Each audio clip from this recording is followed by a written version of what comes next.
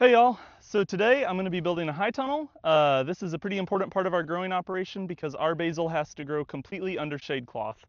We've tried growing it without the shade cloth a few times in our earlier years of doing the pesto, and it just didn't work. The plants wanted to bolt quickly, the leaves became leathery, the flavor wasn't as good, and shade cloth it's really works really well for this sort of thing. So definitely encourage you to try it if you've never tried it, even for plants you might not think would benefit from it. Like I've also heard that peppers and tomatoes can sometimes benefit from shade cloth depending on the weather.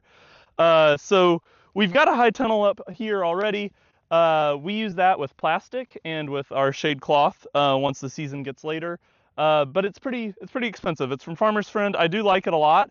But for this garden, which we're also going to be using this year, but later in the season, I'm trying something new where I'm building a similar high tunnel, but it's just a little bit less. It's called a shade house from Bootstrap Farmer, and it's about half the price. But I have made some modifications to how it's built. I'm going to be using rebar stakes instead of their ground posts that they use, which is inspired by how we did this high tunnel. So I'm just going to try and kind of show you all the whole process. I've already done a couple things. For one, I uncovered our garden. I got the tarp out of the way just so that it wasn't, going to get damaged while we're working on this. And then I've started to set my corners. So I know setting corners for me has been very difficult.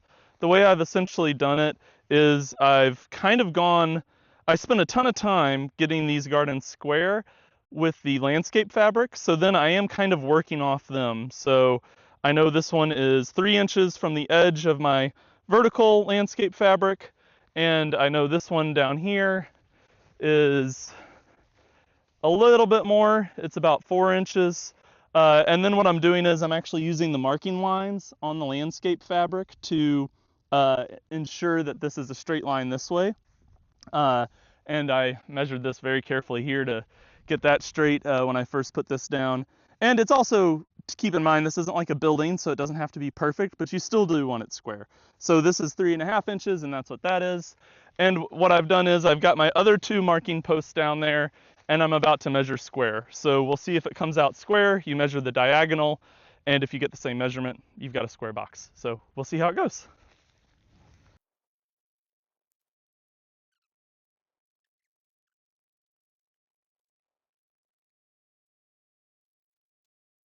Adjustments to my placeholders down there, but the corners came out clean, the diagonals did, and the lengths are 100 and the widths are 20, which is what I need for this high tunnel.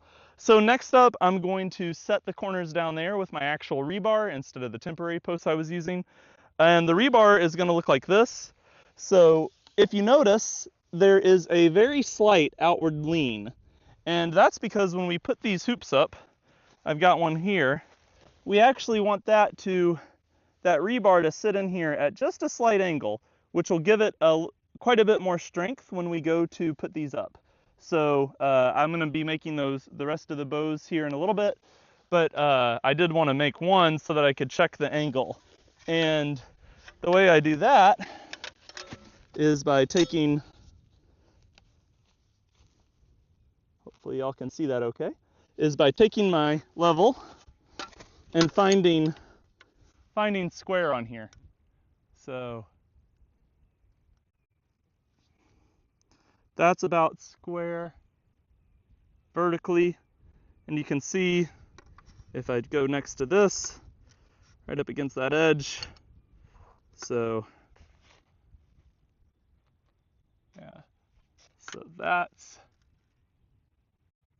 square up and down, and we're at about a 5 to 10 degree angle. So that's what I'm going to go for when doing these. This other high tunnel over here was about 15 degrees, but those bows are taller and they have more of a curve at the bottom, so you can kind of get away with a more crooked piece of rebar, a more slanted piece of rebar, because those bows start to curve in and you've got a more angle that you can work with. So I'm going to set those corners up down there, and then I'll get I'll get a mason line from the top of this post all the way down there to the top of the post I set down there, and that will capture the angle. So then when I'm pounding my posts along here on 5-foot increments, I know that I can just kind of go to the top of this line, and not only will that set the height, but it'll also, well, it won't set the height. I'll have to mark the height on each post individually because the terrain isn't even. But it will set the angle that I need to go, and will kind of give me a guide to work off of more or less. So gonna get started on that.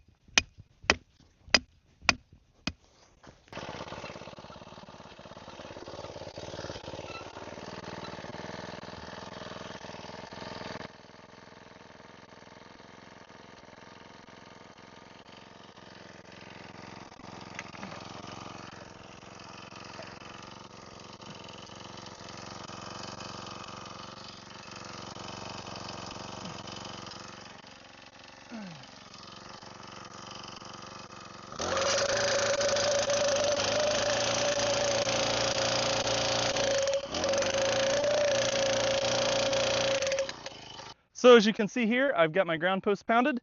Went pretty well, as is always in the Ozarks. I hit a couple of big rocks, but that pounder I was using works really well. We got that for our T-posts for the fence we put up for cattle, and I use it on this, and it works great. A lot of these companies that sell high tunnels will also give you or sell you a post driver that can go in like a hammer drill. That can work really well too. Or you can sledgehammer them in. I don't think it would take that long if you did it that way. Just would be a little tougher, especially with the rocks out here. Next, what I'm gonna do is put the plates on these. So I've got two kinds.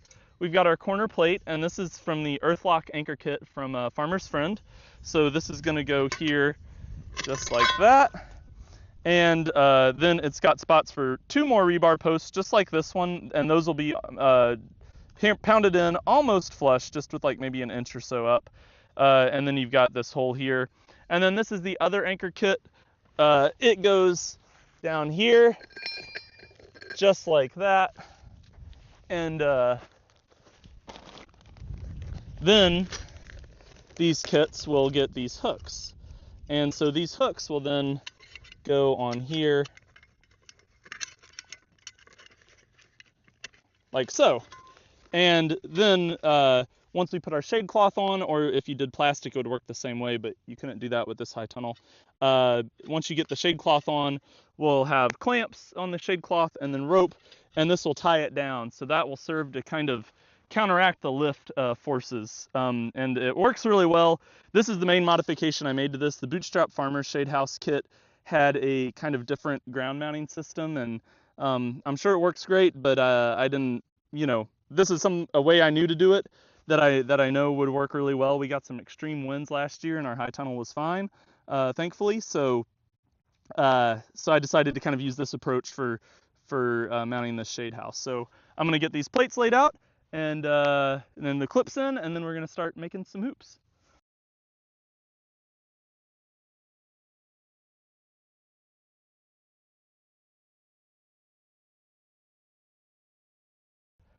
With the plates on, now it's time to put together the bows. So this is going to be what supports the high tunnel.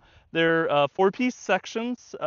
Three of them are kind of they call them swaged. They have a kind of indentation so they fit into each other.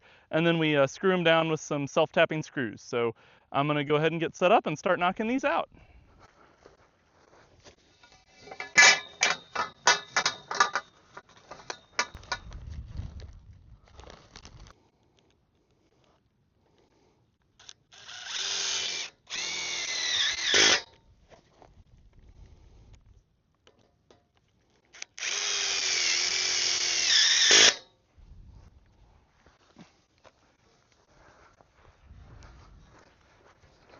All right, it's day 2 of our high tunnel build down here at the basil garden. We took a couple days off because of the cold weather, but we're back at it now. We've got the hoops all assembled, we've got the posts all in the ground, and my dad came out today to give me a hand with getting the hoops onto the posts, and then all we have to do is get a center support called a purlin down the middle set up. and some corner bracing on. So we're gonna go ahead and get to it. Yep.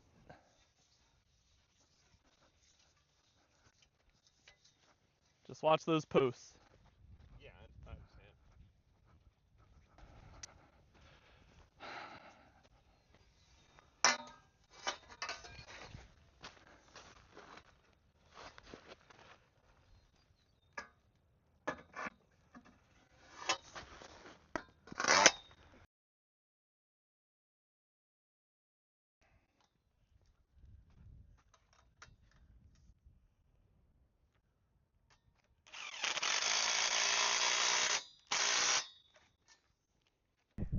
Eleanor!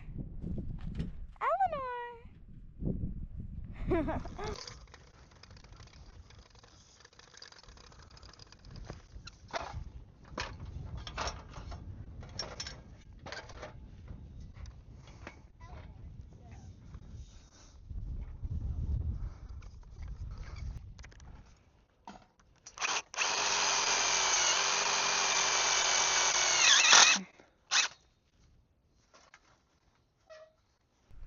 And we're pretty much done. We're just packing up, gonna go get some lunch. And I just have a few kind of final things to do. I have to put spring wire on the end to hold down our shade cloth, and also just touch up a few things, but couldn't have done it without my dad's help. So thanks, Dad. You bet, son. We'll see you later.